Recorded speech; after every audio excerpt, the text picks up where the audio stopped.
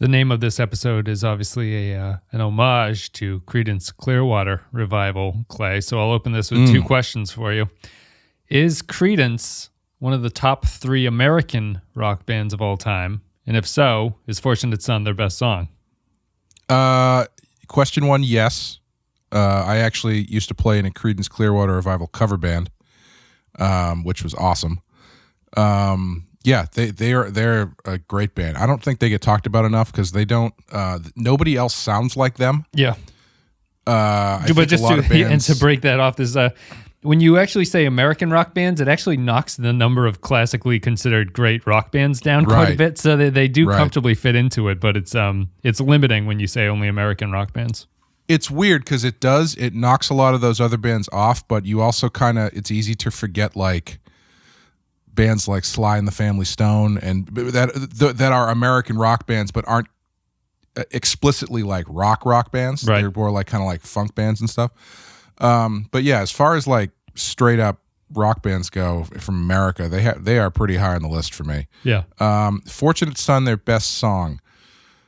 I've never thought about it, but probably as far as like original songs go, I think it represents what they are the most. Yeah. Like, what's interesting to Creedence about me is that they are kind of a rootsy rock band, but like a lot of bands that I really tend to like, they have a very subtle punk influence. So, not an influence, but like they're almost like proto-punk in a lot of ways. Sure. And it gives them a kind of edge that's different from everything else that was of the era. But they also Fortunate Son is basically a more rootsy version of a Ramones song in a lot of ways. Like it's fairly, I can see that. It's fairly simple and straight ahead, but they have more of a musical approach to it, I guess you would say. But I think it sums up Creedence's, like, what you would define Creedence as a band is pretty definitively determined in Fortunate Son. Even if you don't, it's hard to say if it's their best song, but I think if you were to pick a song that represents them, it would be Fortunate Son.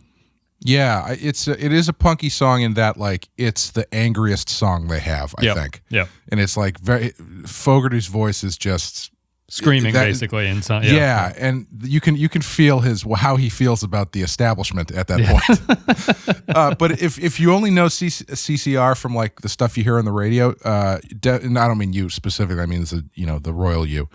You should check out some of their full albums because their albums, they've got a lot of like deep cuts that are really, really good. Yep. I think that's it for our Dad Corner. Our Dad Corner and slight revival of Radio Star Murders right there for a second. Everybody under 28 just rolled their eyes so hard they passed out. We'll be back. We'll play a clip from the episode Fortunate Son, and then we're going to come back and break it down. The Earth cargo ship, Fortunate. Y-class freighter. Maximum speed, warp 1.8. Crew complement, 23. Not counting newborn babies. Ensign? I grew up on a J-class. A little smaller, but the same basic design. And one thing I can tell you is that at warp 1.8, you've got a lot of time on your hands between ports. That's how my parents wound up with me. Do you have any helpful information on this vessel beyond its recreational activities? For example, what kind of weapons they carry? Well, typically nothing more than a low-yield plasma cannon. But most freight haulers would have upgraded the first chance they got. Why's that? Think about it. You're a dozen light years from home with 20 kilotons of dilithium ore in your hold, armed with nothing but a pop gun for shooting oncoming meteors. What would you do? Okay, this is Fortunate Son. It's the 10th episode of the first season of Star Trek Enterprise. It aired on November 21, 2001. Written by James Duff, directed by LeVar Burton. LeVar Burton's getting a lot of director credits this early on in Enterprise. Yeah. In this episode, Enterprise is sent to assist the Fortunate, an Earth freighter that has been attacked by Nausican pirates, but the Fortunate may not be as innocent as it seems. And here we go with this one. I think that I don't know if to quote someone who was talking in the Discord, not necessarily about this, but I think the bloom is off the rose for me in terms of what, maybe that's a harsh way to say it, but I'm starting to see where Enterprise wants to go as a series, I think, by this point. And I think that what we were talking about in previous episodes where we were kind of hinting at the show, like not really fully embracing what would kind of push the episodes over the edge. I think this is yet another example of that. And I think what we're doing is that we have a series here that is desperate to sort of world build in a way, but because they're still telling stories in a very traditional Star Trek way, which is based on the other series that came before it, it can't really become its own thing in any way. And it's like, I think everything in this episode that's about like what it means to be a starship captain versus these freighters that have been existing and how Starfleet is kind of taking over and usurping what used to be the old way is like a really fascinating idea. But the episode is not about that, unfortunately. And what it is about is far less interesting than that. Yeah. It seemed to be a couple good ideas wrapped in a fairly stock Star Trek premise, like to the point where as everything was playing out about halfway through the episode, I said to myself, I don't even know what these freighters really want from this prisoner they have. They just they keep giving them like 1960s World War II German Nazi lines where they're like, "Wer ist the codes?" Yeah. I'm like, that's all you know. It's like, I don't know what codes they want. They're mad, obviously, because these guys are pirates. But like, that stuff isn't what the interesting stuff about it, and the interesting ideas are given kind of short shrift because they're funneled through Travis, who has a unique point of view, but is very easily swayed in either direction. Yeah. All it takes is like one conversation for him to be like, yeah, you know what? You're right. I would like to be a radicalized space trucker. And then Arch is like, well, maybe don't. He's like, yeah, you're probably right. I probably shouldn't. Yeah.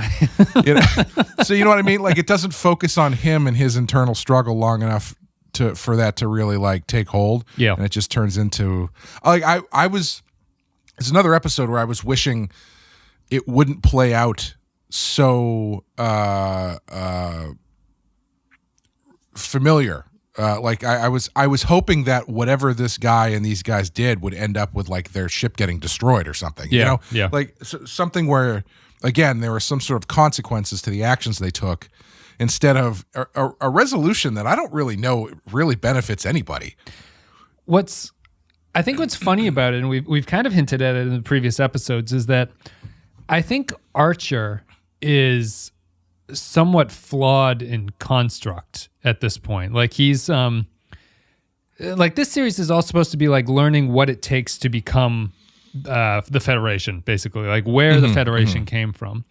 The problem is that Archer and the crew come into situations with an already established viewpoint of what they want to do with things. Like, so we're not really learning how they determined or how they developed to this Federation sensibility as much as these characters have this point of view and they insert it on top of every situation that they come into. And which ends up making it feel kind of preachy. Yes, this feels the most preachy out of all of it. And I think that what it also does is that when you add situations like this, which is the setups here are very unique, which is that the Federation is dealing with pirates, which you don't really see in a lot of like later Star Trek because they've kind of settled the land, so they don't have to deal with this stuff anymore. And so you have this ethical conundrum about what's the right way to deal with pirates. And Archer comes in, and I think every Archer scene in this one is so bizarre because Archer's response is not even really what people are asking him. He's just kind of like the scene where Travis comes in and is like, hey, like maybe we should let the Fortunate just protect itself and do whatever it needs to do. Archer's like, son, people are people. And Travis is just like, you know what? You're right. And he walks off and it's like, well, what the fuck was that? He didn't answer anything. And so Archer has this like predetermined viewpoint that he gives onto a situation, but he never really has to think about why he's saying that. The series knows he has to say that because that's what Star Trek is supposed to represent. And it's just a little frustrating. In this one, I felt like he was just like basically morally compromised because the other scene that's bizarre is, and to throw it to you about this, is when the freighter guys reveal that they have this Nausican, and He's like, well, the Nausicaans came and they attacked us and they shot this guy and they put the captain in the hospital and, we captured one of them and we're holding him in the brig. And Archer goes, what gives you the right to do that? It's like, well, what the fuck? Like, what are you expecting to do? Yeah. They were attacking me and we basically arrested him. So Archer's in this weird position where his morals make no sense to me in a lot of ways.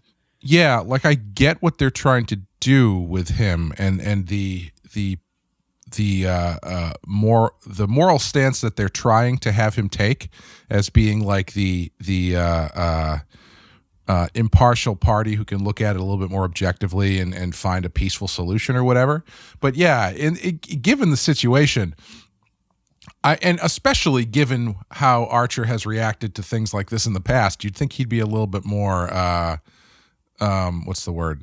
You think he'd be on the truckers' side a little bit more practical, I would expect from Archer. Yeah.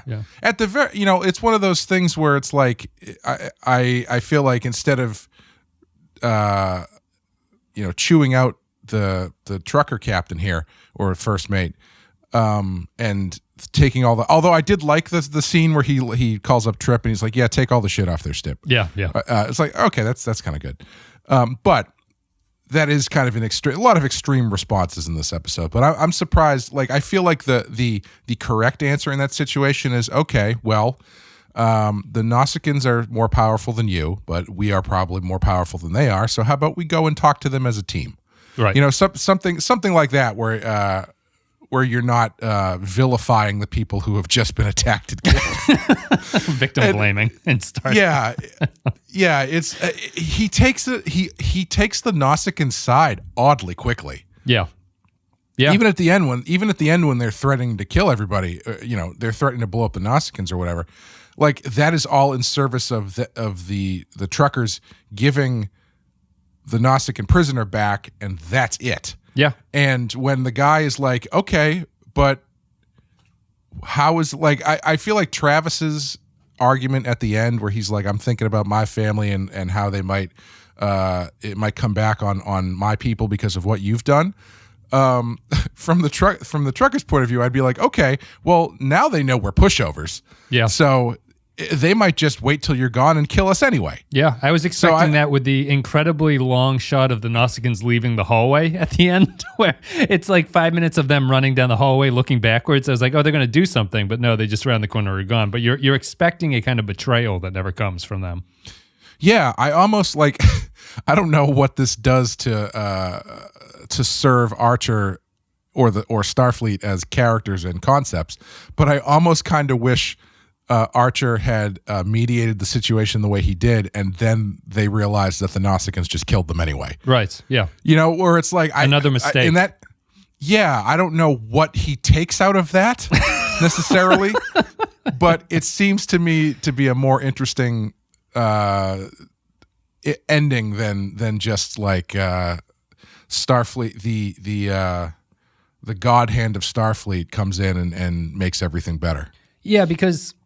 The setup here is fascinating, where Starfleet is, unlike the other series, like people are kind of suspicious of Starfleet. Like it's a changing of the culture in a way that these freighters are slowly getting replaced by these fast new starships that have a totally different ethos, and it's really no longer a family-run business. It's you're being bought out by Walmart and being forced to engage in a kind of Walmart lifestyle, and you could see this like really interesting take on why there would be pushback against that, and like the culture sort of fighting back about being forced to upgrade their warp engines, and they like things this way, goddammit. And instead you have this like ripe area for showing problems with what was a difficulty in starting the Federation, right? And like the Federation is not overpowerful and omnipresent at this point, and they just really barely touch on that. But I think that that's the only interesting thing that it really has going for it, and I want more of that world building because I think that that's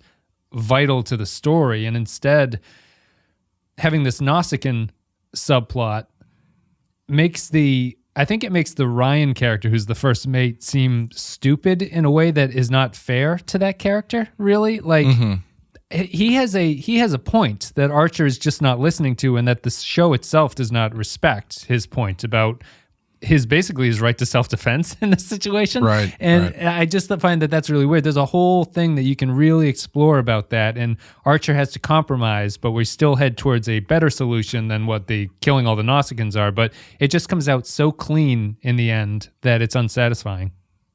Yeah, I think this would have been a good, because they set it up kind of a little bit early in the episode. I think this would have been a good opportunity to have Archer get into the situation. So, because he gets the communication from the Admiral or whoever and says, we need you to check this thing out. He goes to check it out, sees what's going on.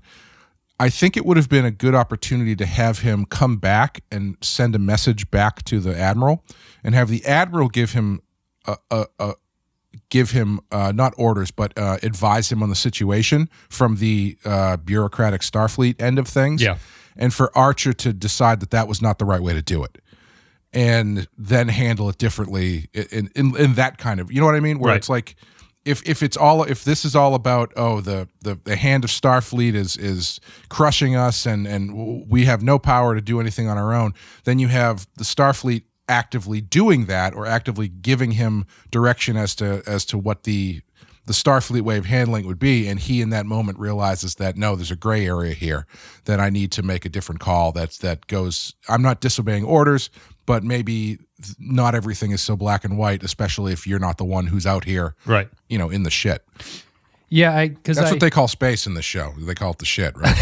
I think that like the it even kind of ties, like I don't really have a problem with talking to the Admiral, but it is a little bit strange in this situation that they're supposed to be really far out there, the Enterprise, right? Like they're in the far reaches of space, but they still have like this very easy communication back home. I kind of wondered if they got letters in the last episode. yeah, that's even worse. 2 episodes ago. But I would like that. Like I think that you have to play up the fact of the Enterprise is out there in these strange new worlds with like unforeseen circumstances, and they have to act as a kind of arbiter in a lot of new ways. And the Archer character doesn't act that way, and I don't know how I would feel about Starfleet telling him what to do, because I don't really know what the sense of Starfleet is at this point. Like Starfleet to me seems, from the pilot, it's basically 3 people in a room, really. Like there's not a lot going on with it, so it's hard to say what they would be up to. But yeah, Archer taking that stance with so little reflection, I think, is wrong for this series. This series to me is all about reflection and education, and he's not doing either of those things, and the crew is not doing either of those things. Yeah, I'm probably saying this because I just watched Crimson Tide a couple days ago, but I was thinking it would be fun if they set up the thing that their messages are kind of like not really clear and they're kind of breaking up and stuff. If he gets his orders from Starfleet back about how to address the situation, but it's a broken message. Yeah, right. So there are multiple ways for him to interpret it, one of which is a lot more violent than the other. But Right. I think that's a completely different episode. They should do that. That would work well. Sub stuff always works good in Star Trek, so they should do an episode like that. There you go. That's a perfect episode for Strange New World right there. You can end it with just the characters standing on the top of the ship out in space in space suits, is like they're like floating along in space and just talking to each other. Yeah, it's the way that these.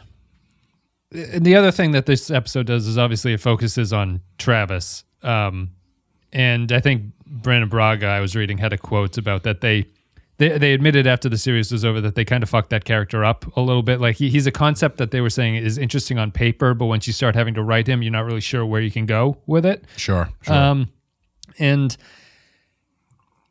like it's interesting. And also I think that they don't play up the awkwardness of when T'Pol is giving the briefing. He's like, hey, everyone fucks on freighters. Everyone know that? Yeah. Everyone's having a lot of sex on the freighters because there's a lot of time. And so I'm interested in learning more about that. But I think it's interesting is his conception is, I don't really know how different humans would be if they were born in space. You know what I mean? Like there's, I understand living in the ship is kind of a different thing, but it doesn't really sell that whole difference to me in a way that works. And I think that's also to the detriment of the episode, is that Travis's point of view is not really as interesting as it could be, or it's not as like thought-provoking in any sense. It's just like, yeah, they're born in space and they take a long time to go places, so they have a slightly different job than Starfleet does now. And he's just a character that, again, looks good on paper. I probably agree with Braga that he looks good on paper, but it's hard to say where he goes from that point.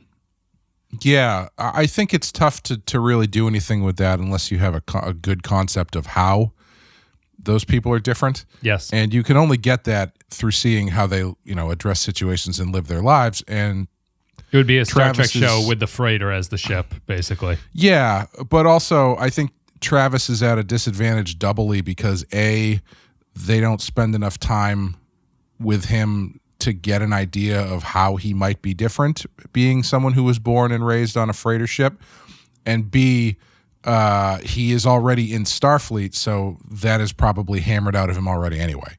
Right. Yeah. He's already shown him to be... He's not a character of that world, which is the point of him, that he's in Starfleet now, and he's got his own thing. And it's weird too, because like I was thinking about how, in Deep Space Nine and other TNG episodes and stuff, usually they have like a bit of a precursor to what the main story is that ends up relating thematically or whatever. And you don't ever get a sense that this is going to involve Travis until it involves Travis. Yeah. So like there's no... He's like the easy way to do it would be have him recount some harrowing thing on a freighter and how he felt about it when they were boarded by pirates or something like that, which they never really do. His parents weren't killed, right? In that attack, or were they? I can't remember. He mentions that something bad happened to his ship. His parents weren't killed in it, though, right? Oh, I guess maybe I missed that. I guess he does have that scene, but I guess generally I would assume that thing comes like earlier before any of the other stuff happens. Yeah. So you already have that as like relatable story from him instead of him being like, oh yes, this also happened to me.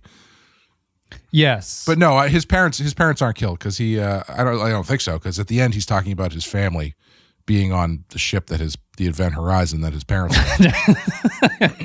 that would be great. That would be well, when you were talking about the recording ship from the Admiral, I was expecting it to be that like Liberate tutte me. We were carrying this experimental warp drive that we accidentally opened up into another dimension, and stuff got weird. We're all fine though, except for that one guy. See? Except for that one doctor we had, he kind of went nuts. Yeah, I think I do think that you need a sense of like what the freighters are doing and why they view Starfleet as kind of a problem, which I think this episode hints at, but is not really fully expanded upon. But I would like, I'd like to see Archer come into the situation and he's kind of unaware of the bad side of Starfleet in some way. Like we don't really know where Archer's coming from in this series yet, because they haven't done a tremendous amount of backstory. All that we know is that his father invented the warp drive and he apparently got the job because he's nepotism. He won't shut up about it. He won't give up about it. And if Archer was sort of the sheltered person who never really had gone out into deep space before this and wasn't aware of the machinations and how societies and how cultures had developed and stuff, you could kind of understand his naivete about this, and maybe he stumbles into it and makes a mistake and then learns the difference or learns like how to interact with people. But he is, again, he's a paragon of Starfleet at a point where he should not be that character yet. Like he hasn't gotten to that point. Yeah, definitely. That's still the biggest failing for me with this show is how he's sort of he's both fully formed and oddly one-dimensional at the same time. Yeah. So he kind of has his thing that he does, but he is a unmoving character in stories where theoretically there should be some character movement. Yeah. His unmovingness is not like a part of the story, It's right. just like that's not part of his thing. Is that he's just really stoic about everything? It's just the way that they're writing him, and it's not really jiving with the stories that they're telling. From him. Yeah, that's a good point. He's not. The show isn't commenting on his stoicness or his sort of his predetermined nature. It's just like, he's got the right answer. this is how he figured it out, and we're going to get to it at that point. It's also weird that... And then when he doesn't have the right answer, he doesn't catch any shit for it. Right, yeah. And he's an interestingly important character in this. Like, I guess this is a Mayweather episode, a Travis episode, but I think Archer is the more important character in it. Like, Travis is just kind of giving the spice to it. Like, he's kind of giving a little bit of lore backstory to things, but Archer is still the primary driver, I guess I would say. So a little bit distracting, or a little bit schizophrenic there, and where they want to get the point of view coming from, in my opinion. Primary driver, the Atom driver, you might say. That's right. The best driver. Fortunate Son, talked about the boomers, talked about their freighters. The Nausicaans. Do you remember the Nausicaans? Are they from Deep Space Nine? No, they might be in Deep Space Nine at some point, but their big one is they're from TNG, the Tapestry episode, where Picard goes back in time and fixes getting stabbed in the heart.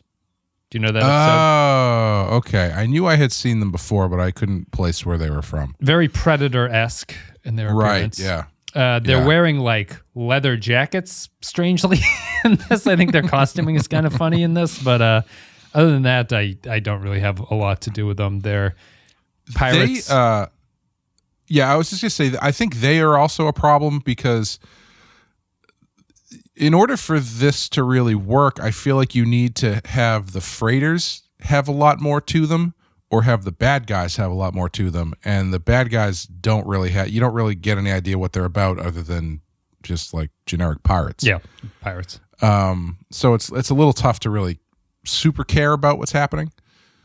I'm fine with the Nausicaans being this way. I think that encountering a violent group who is just taking advantage of the fact that you can't protect yourself out in space is fine. That's what the Nausicaans kind of need.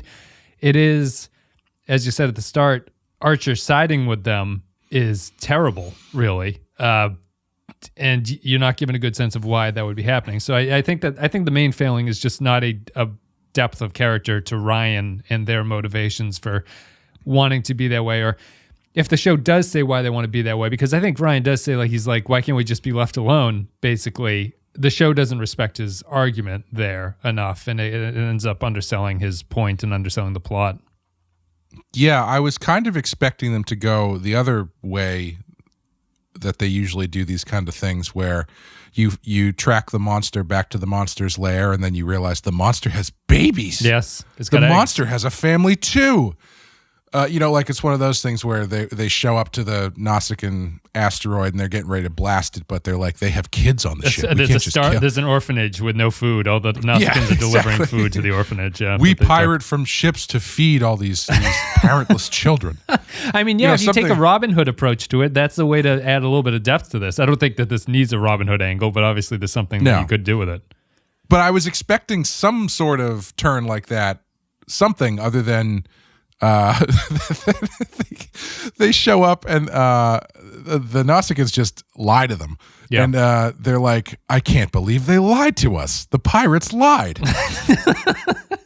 There's also a lot of I'm noticing a lot of random just this ship is more powerful than that ship logic in these early Enterprise episodes where they're just like, their ship is stronger than us, and then, or it's like, we're stronger than you, so we get to do it. But it's done in a very sort of simple, simplistic way that's just done to highlight which way the drama is flowing. Like it's not really. It doesn't feel natural. It's just like, well, the Enterprise has to be stronger here because they have to be able to destroy these Nausicaans, because if they can't, then our plot runs into problems where the Nausicaans are going to destroy us, Right, yeah. It ends up turning into who's has the bigger older brother. Yes, yeah. It's just a rock, paper, scissors game where you hope that you come out on top or something. Yeah. It's a weird, again, though, it's like, I don't think it's a bad episode. I think it's, I don't know if the lead freighter there is really doing the highest quality work he could be doing, but what do you mean by that? Like acting wise, I thought he was a little over the top. Ryan, especially that the opening scene where they're playing zero gravity football, and like they're yelling at each other as though there's like 100 yards between them. But like, it's like they're recording it in a sound stage where the next place over needs super quiet. Yeah. So they have to like kind of pretend that they're yelling. And so it kind of comes off really weird. Hey! Yeah, it's another one of the tent scenes from Strange New Worlds where they have the wind and they have to sort of dub over it or whatever. But this is kind of the same, but a little bit different. Yeah, and I assumed that, I guess it was probably intentional, but I assumed that guy was his dad in the first scene, but obviously it wasn't. But I guess the idea is that the family captain on the freighter. Yeah. Yeah, I think it's just a captain. I think there's a right. Yeah. Yeah, I think after Travis's speech and everything, it's like, oh yeah, the family. They're like family. Yes. Blah blah blah. Yeah. Most interesting aspect of this episode, the ending scene between the two captains, which I really like, but was Captain Keen trying to hook up with Archer? Why is he? He's like, why don't you sit on this couch and take your shirt off and have a drink with me? He's like, why don't you have a drink with me? Why don't you have a drink with me? It was a. I've been in a coma for 2 weeks and a lot of things have come into perspective. So I mean, I think I'd like to do some things I should have done in college. a little late to this, but it's interesting because why does Archer turn his drink down there?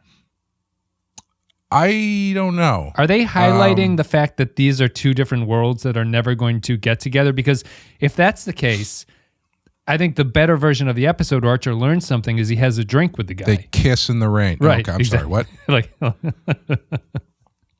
Yeah. Yeah, that last scene was weird because it was very much like the captain just woke up and had no idea what happened. Right, yeah. So he's like, oh man. Hey man, yeah, thanks for looking out for my shit. I don't know what happened. I just woke up 20 minutes ago, but you want to get like a drink or something and talk shop? And Archer's like, I just saved your people and from murdering a bunch of other. You know what? Not the time. Maybe next time. Archer's response is the made up dick response. He's like, we're busy. We got to get out. Yeah. Like, why? I don't really understand the point of turning that captain down because their conversation is extremely cordial and friendly with each other. And I just think that the show didn't know whether or not it wanted to play them as antagonistic, which it does not do at all, except for the fact that Archer refuses to hang out with them, or if they wanted to show it as some kind of bonding session where Archer is getting a glimpse into this captain's life that is different from his and how they're similar and stuff like that. But at that point, him refusing the drink is just a real dick move on Archer's part. Yeah, I almost kind of feel like it shouldn't be Archer who does that. It should be Travis. Yeah. Because at least there's some connection, like world to world there. Yeah. Archer has the role. If they're two captains, it's role to role, like how they view their responsibilities. But Travis has the more personal connection to understanding what it means like to live that life. Yeah, but I feel like Archer doesn't really, for all the stuff we're talking about, Archer doesn't earn that sort of ending. Right. Like the story is not about Archer realizing that's not what the story's about, so it feels weird to give him that sort of beat at the end. Yeah. Yeah, I don't know. I liked the scene. It just felt confused in a way that I think it matches the rest of the script, I guess, there, because I think it's all those things. It's like you're unsure who the main character of this one is. Is it Archer or is it Travis? It's unsure of like whether or not there's actually a conflict between these two groups of people, or whether or not they can get past it, whether or not anyone has learned anything. So it feels of a piece, which is scattershot and strange at the very end. I wish there was an extended scene where he says, no, maybe not this time, maybe next time. And then he leaves and Travis is there and he goes, that's their captain. These guys are going to be dead in a week. And I guess the subtle hints of like stay and have a drink with me and have some sex comes from Travis's whole thing about everyone's fucking on these freighters. So I mean, like, is this captain just like, oh man, I haven't had an orgasm in 20 minutes since I need Archer over here. Would you like to stay for a drink? There's only 28 people on this ship. 29. There's like a counter on his wall that just keeps going up and up with the newborn babies. There's only 28 people on this ship, and I have had the same meal for a while. Before we go to final thoughts, one line that I did like that maybe I'm reading too much into is when they're talking about how at Warp 5 we can do what used to take 5 years and 6 months right now. And the guy Ryan has some line about then you don't enjoy the journey or something. Like you don't have time to you don't have time to enjoy the trip or something if you go that fast, which is I thought was a nice poetic piece of dialogue, but it doesn't really have anything to do with anything in the episode itself. It's just kind of his perspective on it. But I did like the line for what it could have been. I feel like they should have saved that and have Trip use it as a pickup line. Yeah. In a rowboat, it can take 6 months to get somewhere.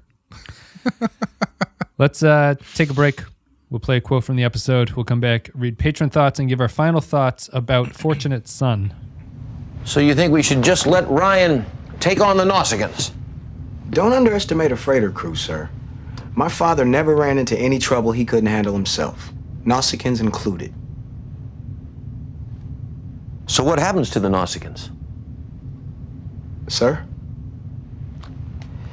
Suppose Ryan finds the ship that attacked him. Maybe it's been damaged, and the Fortunate is more than a match for them. What do you think Ryan will do? He'd probably try to blow them out of the sky. I don't know about you, Travis, but that doesn't sit right with me. Human beings have a code of behavior that applies whether they're Starfleet officers or space boomers, and it isn't driven by revenge. Just because someone isn't born on Earth doesn't make him any less human.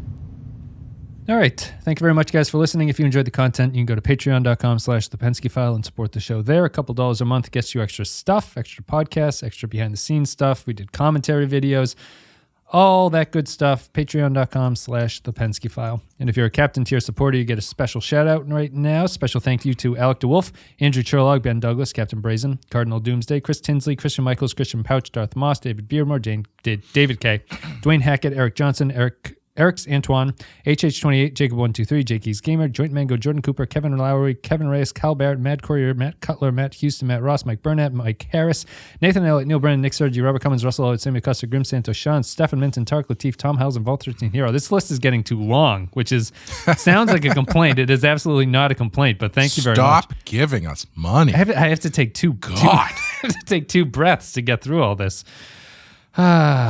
But no, seriously, thank you guys. Now I know what it feels like to be Michael Jordan. I know. I'd actually say I did this all on my own, and I have no one here to thank but me. So, he's actually very gracious with the rest of his team on that show, and then he throws most of them under the bus for not working hard enough. Yes, I know. But he praises people on his team. I don't think he ever praises anyone he ever played against, which is a part of that mindset, I suppose. But yeah. Have you watched the whole show? No. There's a great bit later in like one of the later episodes where they're talking to this one guy who was guarding him during the playoffs one year, and this guy's being like, yeah, everybody backs down from Michael, but I didn't. I stood up to him, and I think I really, I really gave him a game. And they cut to Jordan watching this on like a tablet with this smirk on his face, and he's like, I didn't have any problem with that guy. I know. Yeah, it's interesting personality, I suppose, or like a interesting outlook on things, just to be so driven. To be that successful, you kind of have to. To be the best, you got to have that mindset, I guess. Yeah. He's just the most fascinating thing about it is every single thing he turns into motivation to just destroy people. Yes. Yeah. And there was one bit where he was talking about where he just makes up stuff. He made stuff up. Yeah. Where it's like, did anybody actually ever say that? And he's like, no. But I had to believe that they did in order for me to get there. Yeah, it's just going against lights and stuff. It's kind of interesting though. Like if you were, I think LeBron is his next biggest competitor for greatest of all time, right? And LeBron doesn't have his mentality, but I would say that LeBron has been more successful in a comprehensive way as to what it means to be a basketball player in terms of like it's not just good at the game, but he's gotten a lot out of it. Like he's doing, like he does like movie production and stuff. Like he's kind of branched out into these ways that bring in more money and more sort of acclaim for himself. Where Jordan was really just about the sneaker deals, I suppose, but that's not even really it. Like it was just about the game to him. Right. And I don't know which you would personally find more satisfying. I think sports fans seem to respect the Jordan aspect more, even if I think there's an argument like LeBron is the better player. If you were to draft one of them, you'd probably go LeBron, I think. But that's just pure basketball skill and not this like must-win mentality that Brady probably has. Similarly, like Tom Brady's an extremely boring person who only wants to win football games, but that's like a respectable trait for a football player. Yeah, and I mean, hey, LeBron seems like he's got more interest outside of basketball, and he also has fewer championships. So take that to me, what it will. Yeah. No, that's what the trade-off is. All right, guys, thank you very much. Although Patreon. Kobe Bryant has an Oscar, and he's got 5, I think, right? Oscars? Does he have? No, he's got 5. Does he have 5 championships? Kobe would have 5, wouldn't he? Yeah. That's it. Thank you guys for listening. Patreon.com/The Penske File. Let's go to patron thoughts for these episodes. If you leave, if you're the $5 tier, you get to comment on upcoming episodes and we read them, and then I get to click the Control F button. I find them. Matt Ross says, Fortunate son, this was something we never got to see before, the space economy. It's bizarre that the merchant space marine has no protection. You would think Earth would ramp up its navy considering the unknown sad note of the freighter North Star, which we don't know about, and for instances like this. The XO Morrison makes a good point on who would run freight if everyone is in Starfleet. His recalcitrance at moving faster and new tech is odd, probably due to the hidden Nausicaan. It is also interesting to see him chafing at Starfleet trying to be the cops, attacking the Enterprise and crew. He might have well screamed, "Get off my land." And what's the end game for the Fortunate here? Makes you wonder how united Earth is in practice.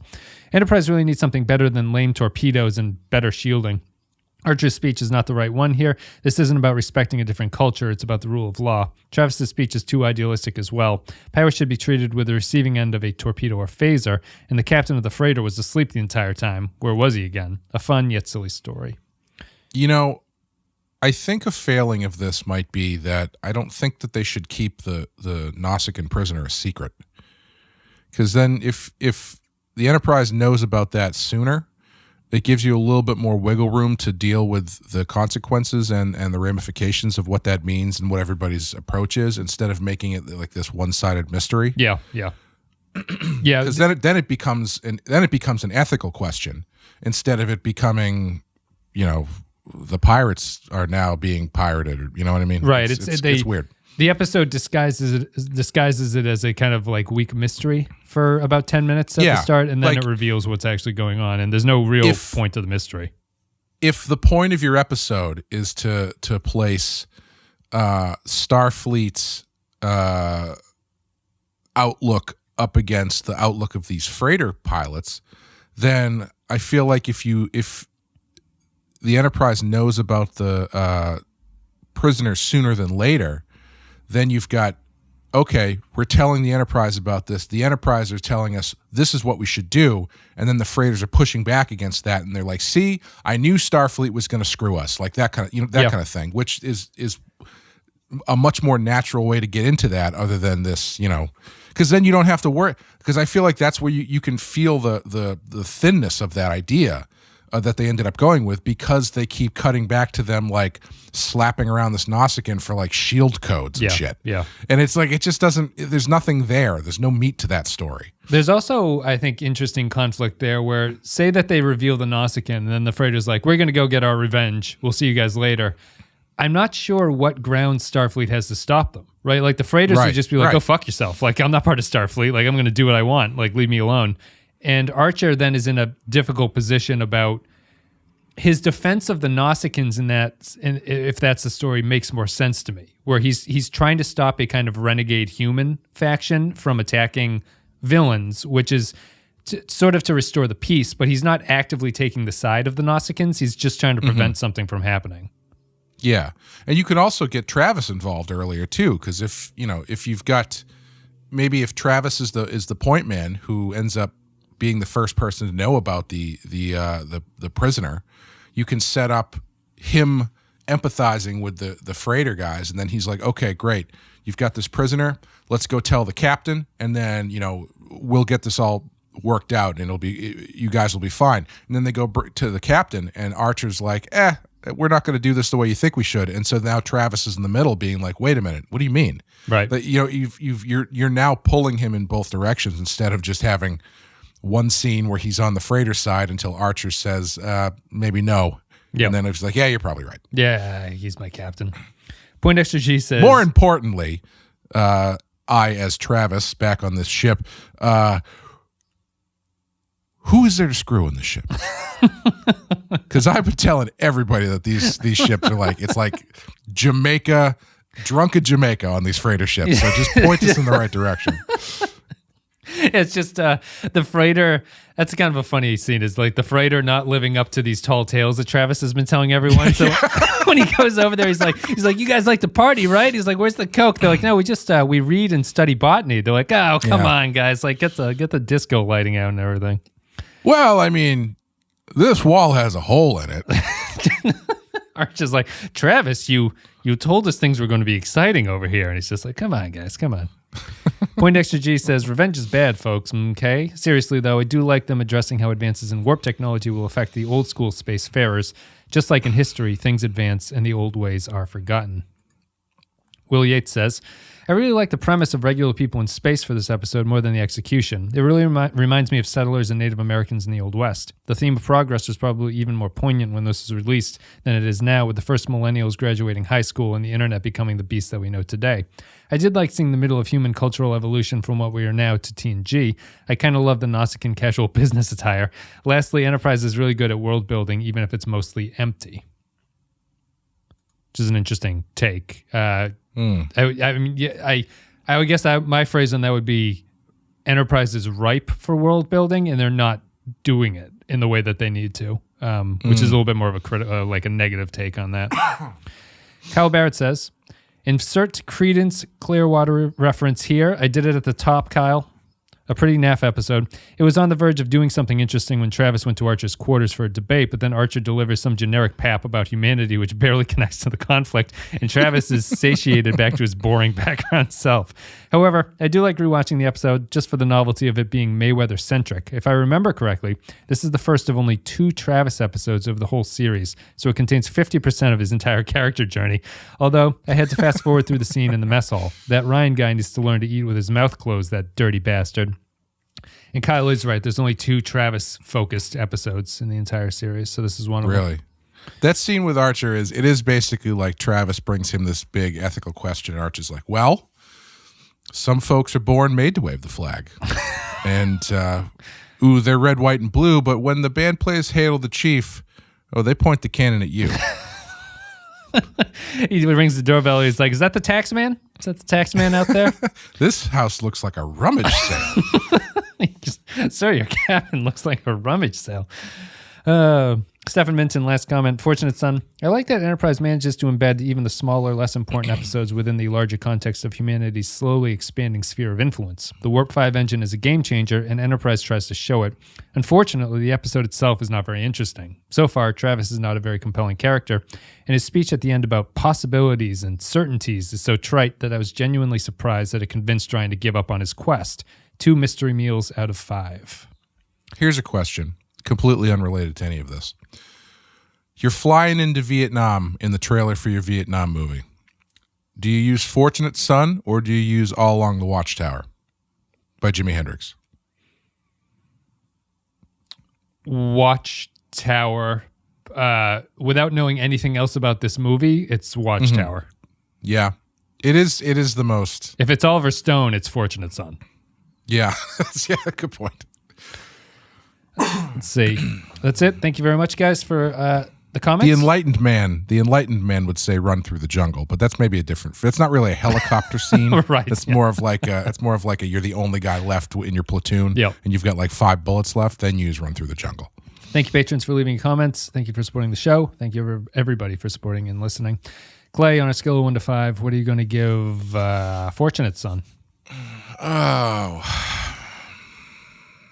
We're now dicing the middling episodes into smaller, quantifiable numbers. That's the thing. It's like, it's fine, I guess. There's nothing bad. What did I give the last one? A 3? You give it a 3. Did I? Yeah. I give Civilization. If I gave Civilization a 3, I have to give this one a 3. Yeah, I think Civilization. Do you want to go back and change Civilization? I think this is better than Civilization, in my opinion. Yeah. This is... Yeah, I think probably retroactively. I might be doing this a lot. I don't know. But retroactively, yeah, maybe Civilization is a 2 and this is a 3. Yeah. Because it's... Yeah, I think Archer... I think this... You know what? No. I'm gonna retroactively give Civilization a 2. I'm also gonna give this a 2. Yes, that's where I'm going. Because I think that this is too muddled for it to really make any impact. Yes. I think if you took Archer out of this episode, it's a 3 for me. Yeah. I think that Archer is so fucked up and confusing here that I think it actually actively does harm to what the episode is trying to do. It's a 2 for me. I think going forward, I'm going to have to start thinking about the episodes that are fine as being not great. Right. Because there seems to be a lot of fine episodes that don't really do anything but are like technically good. Yeah. And that at a certain point, the rate of return on that just starts to dip. Yeah. No, 100%. I'm going to give it a 2. Clay will give it a 2 as well. And we'll move on. Fortunate Son. Thank you very much for listening, guys. You can follow all the social media links down below at thepenskyfile.com/links, patreon.com/thepenskyfile. And I think that's pretty much it. Clay, do you have anything you want to say? No, we got a new Rotten Horror picture show coming out next week. We're covering The Innkeepers, I think, right? Yeah. Yes. Which is a ghost story movie from Ty West, which is a nice slow burn that I really enjoy. A lot of people don't really like it, but I think it's really good. And Badass should be back pretty soon once we get a couple more in the hopper for that one. That's it. Guys, thank you very much for listening. Thank you for supporting the show. That was Fortunate Son, and the next one is Cold, what is it? It's like Cold... Funky Cold Medina? Cold Front, which has people pointing very interestingly in the picture. So we'll have that. Is that it? That's it. Is that it? No. No. They're just doing the weather green screen, I think. They're showing the cold front coming through. It's going to be chilly, unseasonably cool, as they say, which is my self-description as well. Have you ever seen UHF, the Weird Al Yankovic movie? I have, not in forever. One of my favorite little jokes, I don't even know if you can call it a joke, but there's a point where he's walking down the street and he walks by a bench at a bus station, like bus stop, and there's a blind guy with a Rubik's Cube and a guy sitting next to him, and the blind guy will move the things around and go, "Is this it?" And they go, "Nope." And then he moves it around again and goes, "Is this it?" He goes, "Nope."